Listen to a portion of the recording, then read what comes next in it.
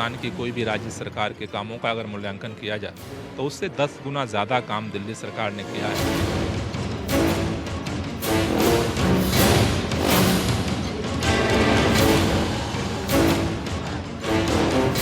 दिल्ली इसमें फैसला करेगी कि वास्तव में ये सरकार कैसा कामकाज कर रही है। हमारे हिसाब से इस सरकार का 0 नंबर है।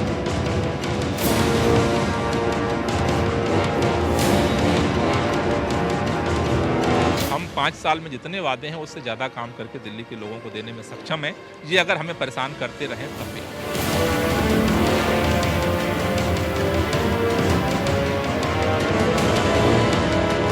1,14,000 करोड़ रुपए का लोन माफ कर दिया बड़े लोगों का। उसको कहते हैं कि अच्छा काम किया है, और जनता के लिए अगर हमने 14 करोड़ की सब्सिडी दी उसको कहते हैं आपने गलत काम कर दिया है। दिल्ली के पैसे पर, दिल्ली के विकास के पैसे पर, दिल्ली के डेवलपमेंट के पैसे पर दूसरे राज्यों में चुनाव की तैयारी हो रही है।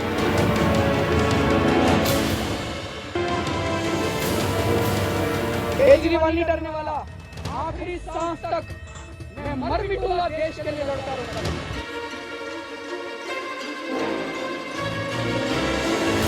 नमस्कार, आप देख रहे हैं हम लोग, और आज केजरीवाल सरकार का 1 साल पूरा हो गया है। आम आदमी पार्टी एक एक्टिविस्ट के तौर पे कई पैमानों पर सरकारों को चुनौती देती रही, सवाल करती रही। पारदर्शिता का सवाल, जवाबदेही पर सवाल, वादों को पूरा करने पर सवाल उठाया। लेकिन सरकार में आने के 1 साल बाद आज पार्टी जवाबदेह है, उसका आंकलन हो रहा है। आम आदमी पार्टी ने खुद को आम आदमी की पार्टी के तौर पे पेश किया है, और आम आदमी जो लफ्ज़ है, वैसे मैं याद दिला दूं कि वो कांग्रेस की देन है, क्योंकि पुराना नारा रहा कांग्रेस का हाथ आम आदमी के साथ, और उसी आम आदमी ने कांग्रेस का सफाया किया जब आम आदमी पार्टी आई। आज वो ही आम आदमी इस सरकार को रिपोर्ट कार्ड देगा। 1 साल के इस इम्तिहान में मुख्यमंत्री केजरीवाल को कितने नंबर मिले, क्या उनके तमाम वादे पूरे हुए, क्या वो माहौल दिल्ली को मिला जिसका सपना दिल्ली की जनता ने देखा था, क्या रिश्वतखोरी, भ्रष्टाचार बंद हो गए, बिजली हाफ और पानी माफ हो गया क्या? आज मुख्यमंत्री केजरीवाल ने ट्वीट किया कि पिछले साल इसी दिन दिल्ली को आपसे मोहब्बत हो गई थी। ये रिश्ता गहरा है और सदा बना रहने वाला है। वैलेंटाइंस डे का मौका है, इसलिए शायद क्या ये मोहब्बत बरकरार है 1 साल के बाद? हम लोग में आज हमारे साथ नुमाइंदे होंगे आम आदमी पार्टी के, कांग्रेस के और बीजेपी के। हमारे साथ हैं सौरभ भारद्वाज, रागिनी नायक और विजेंद्र गुप्ता, और उनसे सवाल करेंगे हम तमाम लोग। बहुत बहुत स्वागत है आप सभी लोगों का। सौरभ, आज आपको सबसे ज़्यादा जवाब देने होंगे।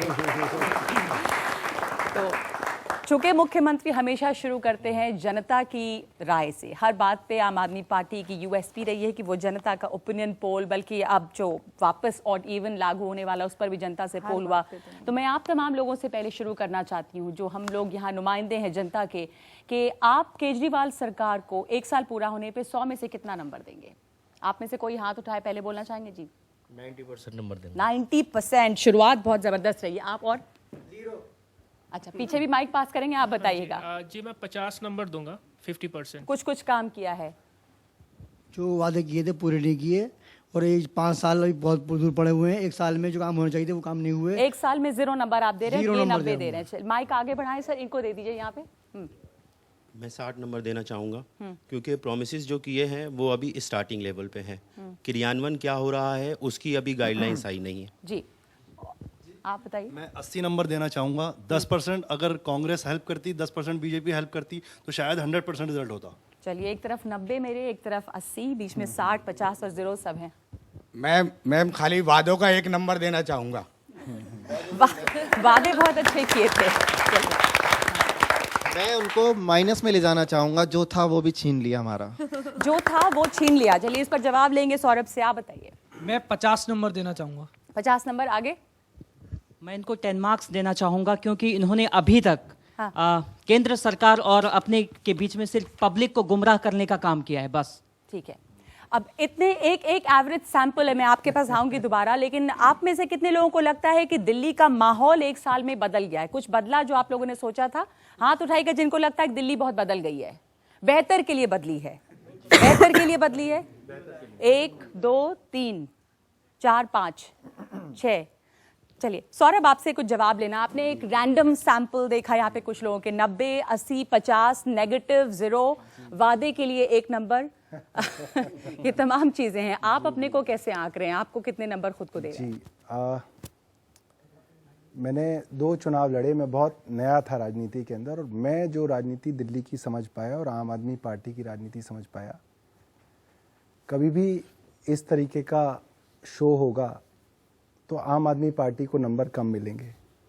अगर कभी आप कैब ले लें और पीछे बैठे हुए ड्राइवर की आंखों में आंखें ना डालें, वो अपना व्यस्त हो गाड़ी चलाने में, उससे बात कीजिएगा, वो आम आदमी पार्टी को जो भी नंबर देगा मुझे वो मंजूर होगा। किसी दिन आपके घर में जो झाड़ू लगाती होगी मेड, उससे आप पूछिएगा कि उसका बच्चा जिस स्कूल में जाता है वहाँ पे सिचुएशन बदली या नहीं बदली, वो जो नंबर देगी मुझे वो नंबर मंजूर होंगे।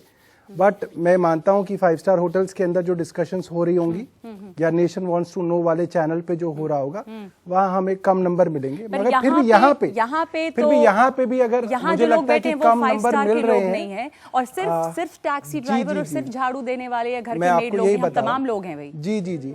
और मैं ये बता रहा हूँ कि अगर यहाँ पे भी नंबर कम मिल रहे हैं तो ये भी एक फीडबैक है सरकार के लिए। मुझे लगता है कि जिन लोगों ने नंबर कम दिए हैं, शायद उनकी उम्मीदों पे यहाँ पे किसी ने कहा कि आपने केंद्र सरकार और वादे के बीच जनता को गुमराह कर दिया। जो वादे की अगर पूरे नहीं होते, कहते केंद्र सरकार नहीं करने दे रही है। जी, अब इसके अंदर तो कोई छुपाने योग्य बात है ही नहीं कि केंद्र सरकार हमारे कामों में दखल तो देती ही है, और ये थ्योरी की बात नहीं है, ये तो कोर्ट के अंदर, हाई कोर्ट के अंदर 12 मुकदमे इस चीज के लिए चल रहे हैं। रागिनी और विजेंद्र जी, आप दोनों ने अपने अपने तरफ से विरोध रैलियां आज निकाली और नाकामी मनाई इनकी। क्यों आपको लगता है कि इन्होंने कोई काम नहीं किया, सारे वादे झूठे थे? कारण ये है कि मैं कुछ बात कहूंगा तो ये मैं अपेक्षा करूंगा कि ये उसके बारे में ये एक्सप्लेन करें कि हम 4 साल में करेंगे, लेकिन अगर ये कॉन्ट्राडिक्ट करते हैं तो बहुत ही दुख होता है। जैसे इन्होंने कहा कि 8 लाख नई नौकरियां दिल्ली में हम दिल्ली के युवाओं के लिए लाएंगे। मैं जानना चाहता हूं 1 साल में कितनी आई, लेकिन मैं 1 साल कम है, 8 लाख नौकरियां। मैं तो इतना चाहूंगा ये इतना कमिटमेंट कर दें कि अगले 4 साल में हम वो 8 लाख नौकरियां ला दें। आंख बंद करके याद कीजिए, कोई 10 वादे जो आपके दिमाग में आते हो नरेंद्र मोदी ने किए थे, उनको 2 साल हो जाएंगे।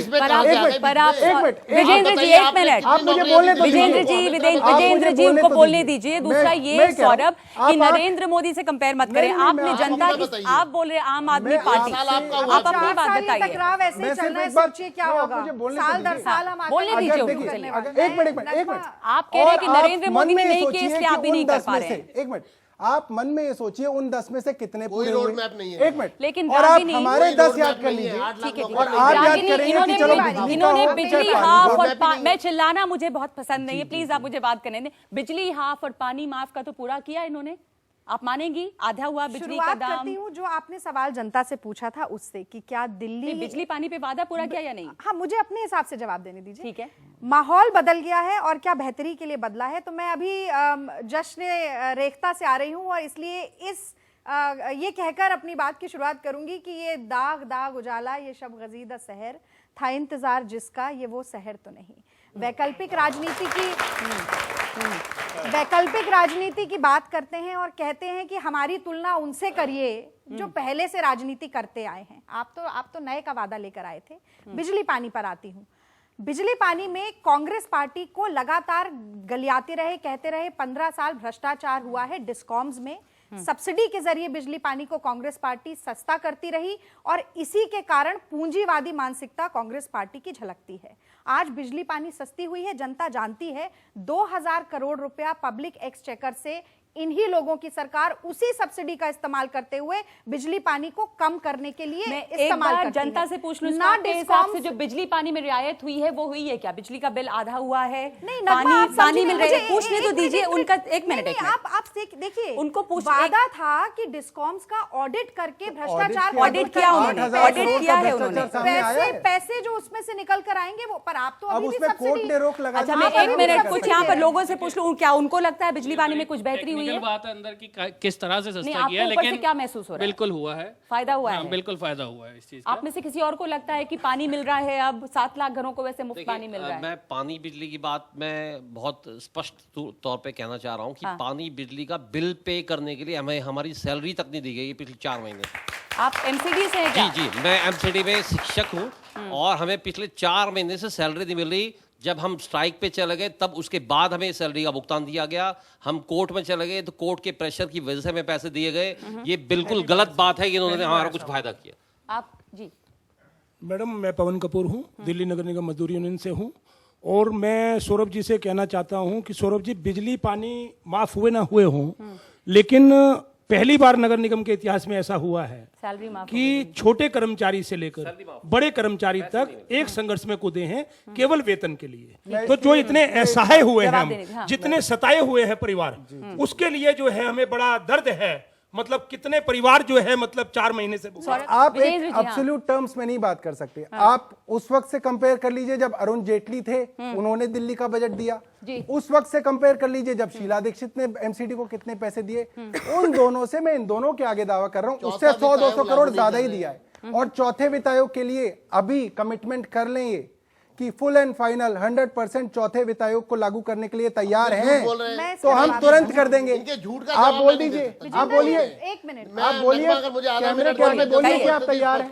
कहिए, बताइए, आप तैयार हैं 100% उसको लागू करने के लिए? दिल्ली का चौथा वित्त आयोग दिल्ली सरकार ने बनाया था। दिल्ली सरकार ने ही उसमें अधिकारी बिठाए थे, रिटायर्ड लोग थे, इंडिपेंडेंट लोग थे। मैं इस पर कोई उन्होंने जो रिकमेंडेशन इस सरकार को दी है कि आप जितना पैसा दिल्ली सरकार दे रही है नगर निगमों को, उससे 3 गुना देने की जरूरत है, यानी 12.5%। इन्होंने पहले तो रिपोर्ट को टेबल ही नहीं किया असेंबली में। मुझे आपने देखा होगा सदन से मार्शल से उठा के बाहर फेंक दिया।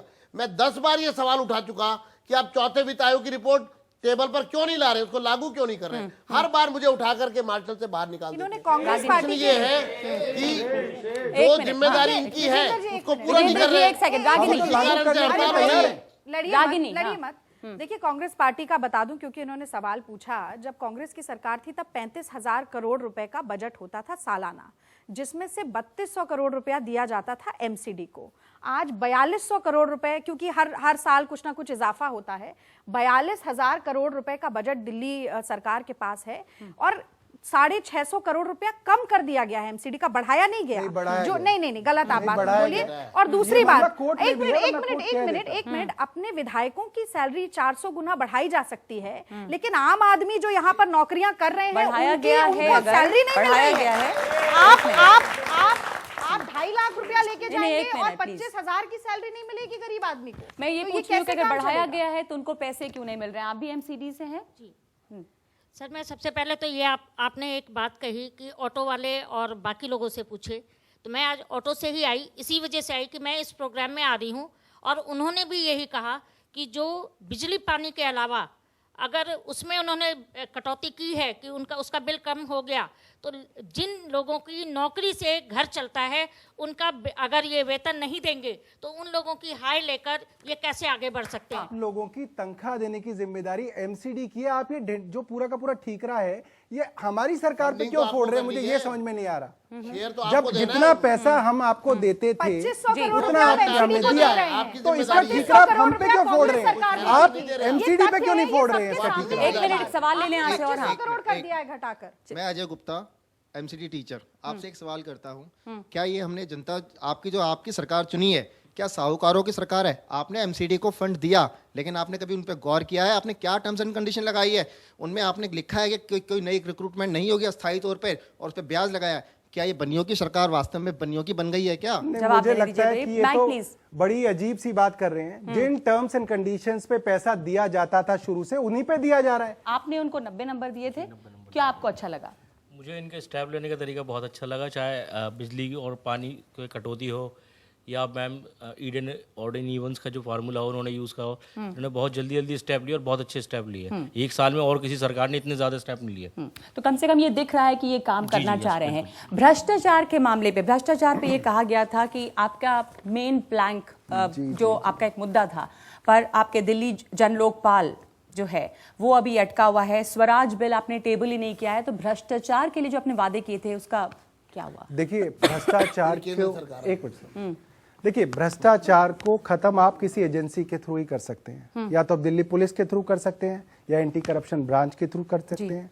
हमारे पास ले दे के सिर्फ एक एसीबी थी, जिससे पिछले साल हमने शीला दीक्षित जी के खिलाफ केस करा, मुकेश अंबानी के खिलाफ एफआईआर दर्ज कराई। जैसे ही इनकी सरकार केंद्र के अंदर आई, इन्होंने एसीबी हमसे छीन ली।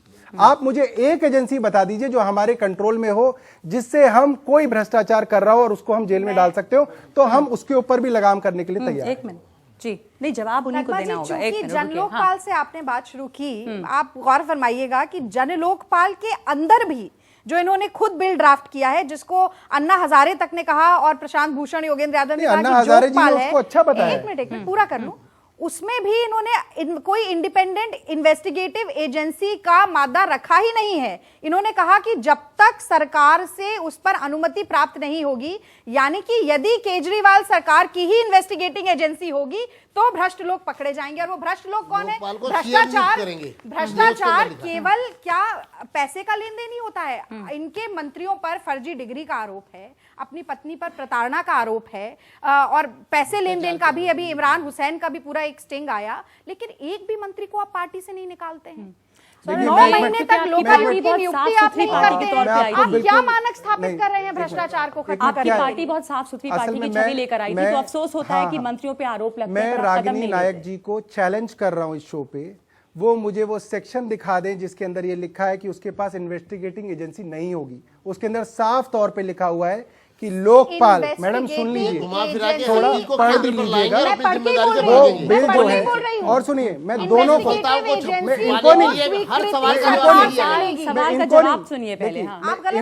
इनको चैलेंज कर रहा हूं, अपने फेसबुक पे डाल दीजिएगा वो सेक्शन, नहीं तो आज जाते ही मैं डालूंगा उस सेक्शन को। और इनको मैं चैलेंज कर रहा हूं, वो सेक्शन डाल दीजिएगा जहां पे लिखा हो कि सीएम अपॉइंट करेगा।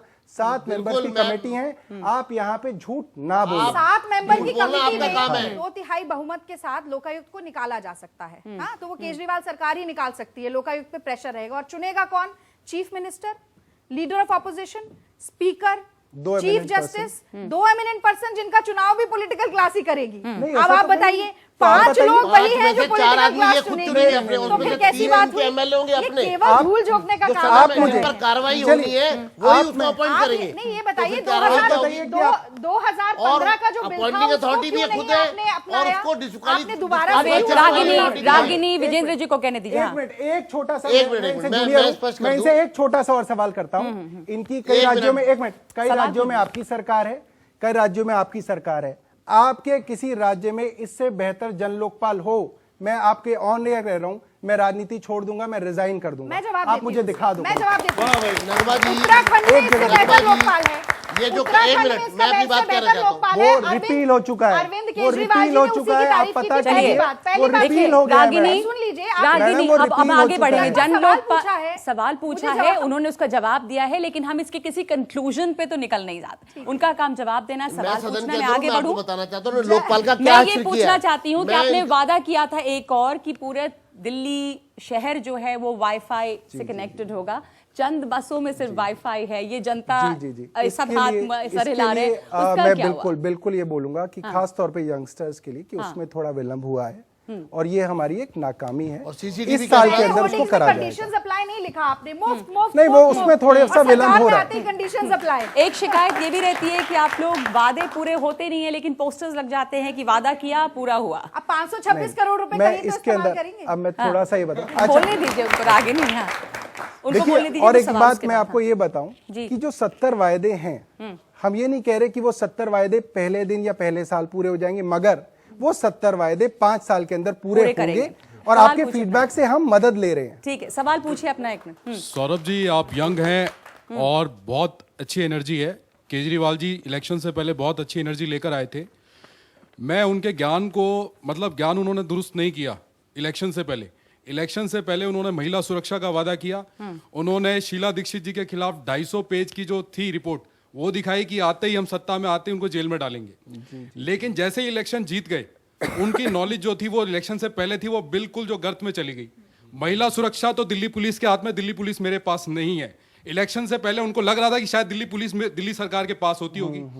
इलेक्शन से पहले उन्होंने कहा कि शीला दीक्षित जो है उनको जेल में डालूंगा, तो उन्होंने कहा कि एसीबी मेरे पास नहीं है, एसीबी मेरे पास नहीं है, तो शीला दीक्षित को अब जेल में डालने का भी उनका वो चला गया। माइक तो सर, इसका जब आप महिला सुरक्षा से यहाँ पर 3 लड़कियां बैठी हैं, मैं आपसे भी पूछना चाहूंगी, आपको लगता है सीसीटीवी बसों में लगे सुरक्षा कुछ बड़ी है, कमांडोज बस में तैनात हुए हैं जो वादे थे? नहीं, कमांडोज तो नहीं है, लेकिन हाँ सीसीटीवी कैमरा जरूर बस में लगे हैं। और मुझे मैं थोड़ी इससे प्लस पॉइंट दूंगी इन्हें, क्योंकि मुझे लगता है कि महिला सुरक्षा थोड़ी बड़ी है। सीसीटीवी की इनिशिएटिव बहुत कम जगह हुआ, और सीसीटीवी जैसे लगने की बात थी वो तो हुआ नहीं। मुझे लगता है कि सीसीटीवी जो है, जैसे कि कुछ कॉन्स्टिट्यूएंसीज में अच्छा काम हुआ है। फ्रैंकली मैं अपनी जीके की कॉन्स्टिट्यूएंसी को देखूं तो वहां पे मुझे लगता है कि 52 कॉलोनीज के अंदर सीसीटीवी लगा है। कुछ और कॉन्स्टिट्यूएंसीज में हुआ है, मगर ओवरऑल दिल्ली के अंदर अभी सीसीटीवी काफी कम है। मैं मानता हूं।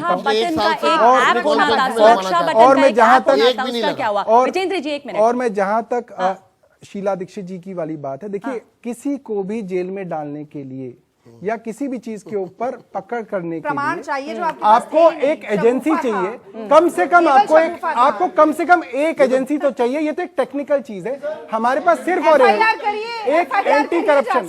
सर प्लीज बीच में नहीं, एक मिनट। एंटी करप्शन ब्रांच जो थी वो एक ही एक चीज थी जो दिल्ली गवर्नमेंट के पास थी, वो इन्होंने चलिए, मैं महिला सुरक्षा पे वापस आना चाहती हूँ। जो एक ऐप की बात थी, सुरक्षा बटन वाली जो बात थी, उसका क्या हुआ? वो तभी हुआ नहीं है महिला सुरक्षा के लिए। जी, मुझे लगता है कि कुछ चीजों के अंदर जो स्पीड है, जो हमने सोची थी, उससे थोड़ी स्लो है। इसके अंदर मैं ये नहीं कहूंगा कि हम बहुत अच्छा कर रहे हैं, मगर मुझे लगता है कि जो जैसे महिलाओं ने फीडबैक दिया, इस चीज के अंदर थोड़ा और हमें एग्रेसिवली आप दोनों कैसे रैंक करते हैं महिला सुरक्षा पर? विजेंद्र जी आप, फिर रागिनी मैं आपके पास आऊंगी। महिला सुरक्षा के पर इस सरकार ने एक भी कदम नहीं उठाया। और बल्कि 1 वर्ष में महिलाओं के प्रति जिस तरह का व्यवहार इस सरकार का हमने देखा है, वो निराशा करने वाला है। नहीं, इन्होंने मार्शल्स की बात की थी, बसों में मार्शल्स तैनात हुए हैं, 5000 कहा था, 2000 मार्शल्स हैं। मैं आपको बताऊं, ये आपको इन्होंने ही डाटा दिए होंगे। नहीं, ये इंटरनेट पे कहीं भी अवेलेबल है, ऑफिशियल है।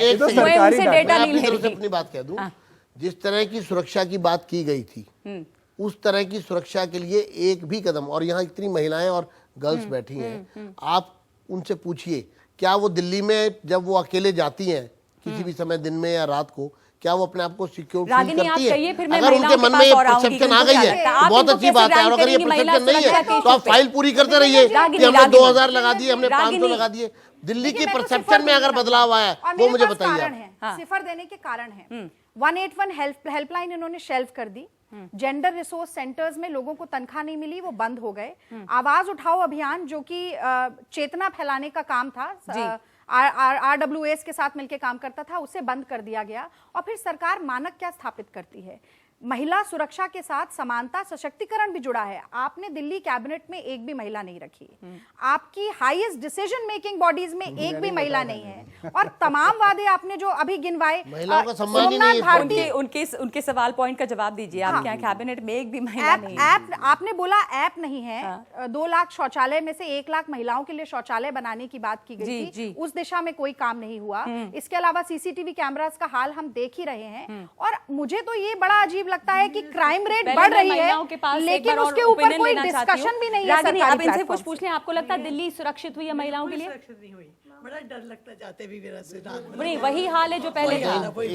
आपको लगता है कि वही हाल है जो पहले था? सुरक्षा के मामले में सुरक्षा है वो बसेस में मार्शल्स तक ही सीमित नहीं है। हम लोग स्कूल्स में हैं, आपके जो कॉमन लोग हैं वो आपकी टोपियां पहन के आ जाते हैं स्कूल्स में, और इस तरह की बदतमीजी करते हैं, हमें सिखाते हैं कि आपको ऐसे काम करना है, आपको ऐसे काम करना है। उन्हें एक्चुअली पता है कि हमें स्कूल्स में किस तरह से वर्क करना है, और अगर हम उनकी कंप्लेंट किसी से करें तो वो कहते हैं नहीं जी ये तो आपके कार्यकर्ता है, हम कुछ नहीं कर सकते। ये भी एक महिला सुरक्षा का बहुत बड़ा मुद्दा है। एक मैं आपसे भी पूछना चाहती हूँ, आपको लगता है कि दिल्ली सुरक्षित हुई है पहले के मुकाबले? 1 साल में कुछ बेहतर हुआ है? जी, मैं आपके एमसीडी के सोशल वर्कर हूँ। मैं सोशल वर्कर हूँ और मैं बस से बहुत सफर करती हूँ। सौरभ, एक और यहाँ से, मैं बस से बहुत सफर करती हूँ। पहले जैसे धक्का मुक्की होती थी, जैसे बदतमीजियां होती थी और कोई कुछ नहीं बोलता था, तो अब कम से कम लोग बोलते भी हैं और उतनी बदतमीजी नहीं है जितनी पहले थी। और बाहर लोगों को डर है कि आम आदमी पार्टी की सरकार है, लोग इकट्ठे होकर आ जाएंगे। ऐसा माहौल बदला है, लोग कम से कम कार्रवाई करते हैं। ठीक है, आप में से 1 मिनट में आप भी कुछ कहना चाह रहे थे इस पर? मैं ये कहना चाह रहा था, मेरा नाम मिनाजुद्दीन है, कि इस टाइम दिल्ली की ये हालत है कि हाथ से रोटी छीन के कटोरा हाथ में दे दिया गया। अच्छा, बस ये इसका नंबर जो 0 है या 100 है वो आप खुद जोड़ लीजिए कि रोटी छीन के कटोरा हाथ में है पब्लिक की।